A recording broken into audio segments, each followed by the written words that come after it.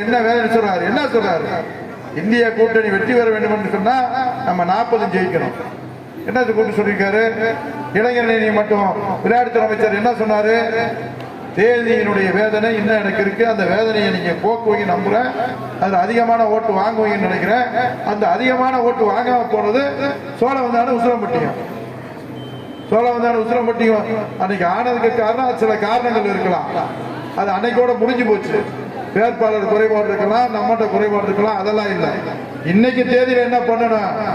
இன்னைக்கு தேதியில நம்ம முயலோட உழைக்கணும். உழைச்சா என்ன இருக்கும்? 20 நாள் கஷ்டப்பட்டு வேலை பார்க்க முடியாதா? 20 நாள் வேலை பார்க்க என்ன பண்ண போறீங்க?